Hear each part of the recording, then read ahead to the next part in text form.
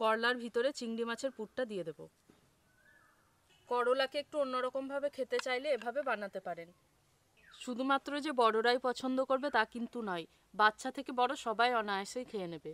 নমস্কার, আজকের ভিডিওতে আপনাদের সবাইকে অনেক অনেক স্বাগত জানাই। আজকের রান্নার জন্য আজকে আমি নিয়েছি বড় বড় সাইজের করলা আর তার সাথে নিয়েছি চিংড়ি।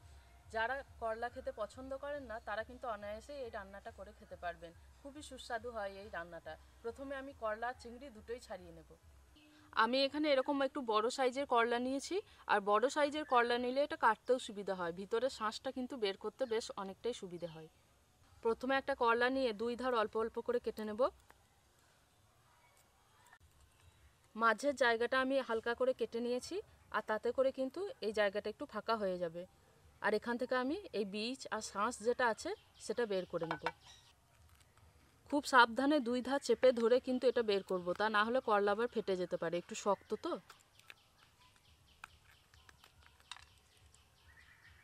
করলার ভিতরে শাঁস আর বীজগুলোকে বের করে নিয়েছি, আর ভিতরে কিন্তু কিছুই নেই।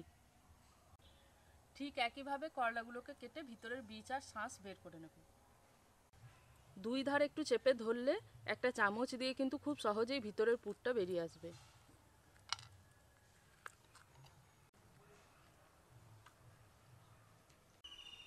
চিংড়িগুলোকে এখন ভালো করে ছাড়িয়ে পরিষ্কার করে নেব, বিশেষ করে পিঠের কালো সরু সুতোর মতো অংশ আর খোলাটাকে ভালো করে পরিষ্কার করব। কেটে রাখা করলাগুলোকে এবার আমি সামান্য নুন জলে ভাপিয়ে নেব।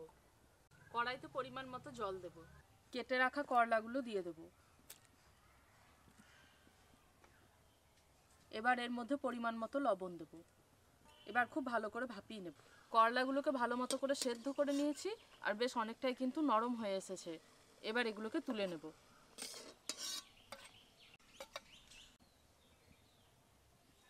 সর্ষের তেল গরম হয়ে গেছে, এবার চিংড়িগুলো দিয়ে ভেজে নেব।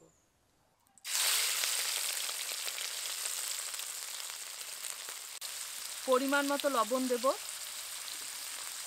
আর হলুদ গুঁড়ো দেব।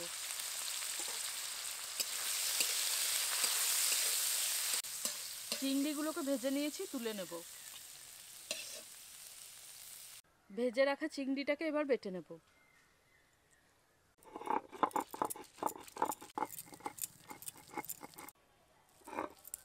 চিংড়িটাকে বেটে নিয়েছি, এবার এই বাটা চিংড়ির মধ্যেই দিয়ে দেবো নারকেল কোড়া।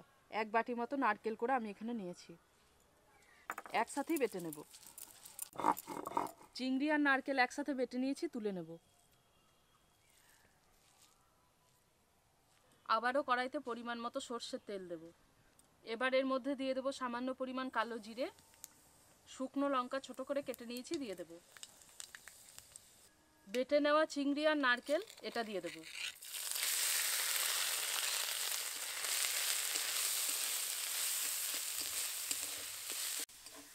চিংড়ি আর নারকেলের পুরটাকে এবার ভালো করে কষিয়ে নেব, তবে তার আগে এর মধ্যে আরও কিছু মশলা দিয়ে দেব।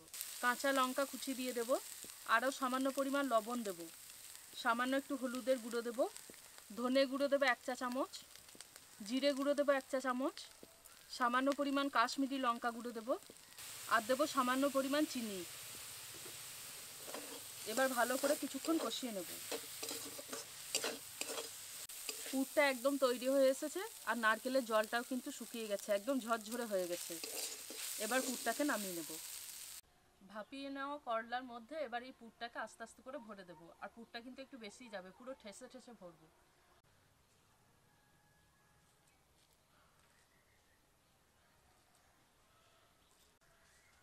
করলার মধ্যে পুরটাকে ঠিক এইভাবে ভরে নিয়েছি, আর এই যে জায়গায় পুরটা আমি ভরেছি না, এটা একটু এরকম ফাঁকা হয়েই থাকবে। এইভাবে আমি সবগুলোর মধ্যেই পুরটাকে ভরে নেব। করলাগুলো তো সব পুরটাকে ভরে নিয়েছি, কি অপূর্ব সুন্দর লাগছে দেখুন দেখতে, প্রত্যেকটাই কিন্তু দারুণ লাগছে। কড়াইতে এবার সাদা তেল দেবো করলাগুলোকে ভাজার জন্য। তেল গরম হয়ে এসেছে, এবার এই পুর ভরা করলাগুলোকে দিয়ে ভালো করে ভেজে নেব।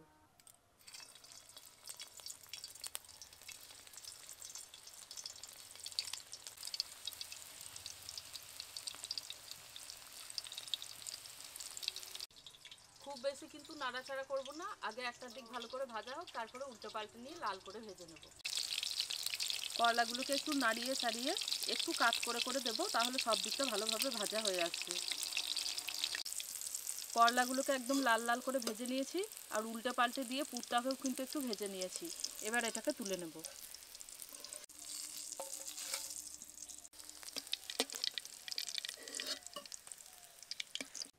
করলাগুলোকে সব ভেজে তুলে নিয়েছি আর করলাগুলো কিন্তু এমনি খেতেই ভালো লাগে, তবে রান্নাটা আমি একটু অন্যরকমভাবে করব। তার জন্য একটা গ্রেভি তৈরি করে নেব।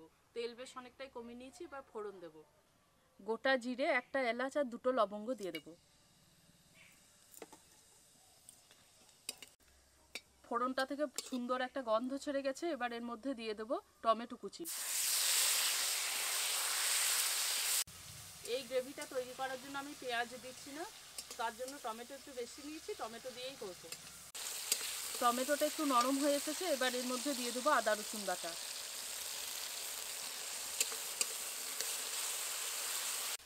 টমেটোটা একেবারে নরম হয়ে এসেছে। এবার এর মধ্যে বাকি মশলাগুলো দিয়ে দেবো। স্বাদ মতো লবণ দেব, হলুদ গুঁড়ো দেব, আর দেবো কাশ্মীরি লঙ্কা গুঁড়ো, জিরে গুঁড়ো দেব, ধনে গুঁড়ো দেব। এবার ভালো মতো তেল ছাড়া পর্যন্ত কষাবো। মশলাটাকে বেশ কিছুক্ষণ ভালো করে কষিয়ে নিয়েছি, খুব ভালোভাবে তেল ছেড়ে গেছে। এবার এর মধ্যে পরিমাণ মতো জল দেব।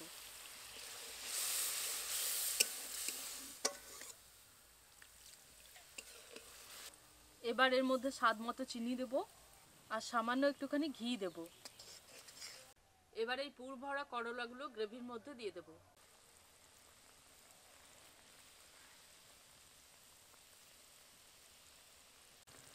গ্রেভির মধ্যে করলাগুলোকে দিয়ে ভালো করে বেশ কিছুক্ষণ ফুটিয়ে নেব। আর এই গ্রেভিটা উপর থেকে একটু এই পুরের ওপর দিয়ে দেব। বেশ কিছুক্ষণ ভালো করে ফুটিয়ে নিয়েছি। গ্রেভিটাও কিন্তু বেশ অনেকটা টান টান হয়ে এসেছে। এবার এটাকে নামিয়ে নেব। করলাকে একটু অন্যরকমভাবে খেতে চাইলে এভাবে বানাতে পারেন। চিংড়ির পুর ভরা করলার এই রান্নাটা কেমন লাগলো জানাবেন। যদি কেউ করলা খেতে পছন্দ না করেন তাহলে দু একদিন এভাবে রান্না করে দেখতে পারেন। এটা যে শুধুমাত্র ভাতের সাথে খেতেই ভালো লাগবে তা কিন্তু নয়, রুটি পরোটার সাথে খেতেও দুর্দান্ত লাগবে। আজকের ভিডিওটা এখানেই শেষ করছি। দেখা হচ্ছে পরের ভিডিওতে নতুন রেসিপির সাথে। সবাই খুব ভালো থাকবেন, সুস্থ থাকবেন।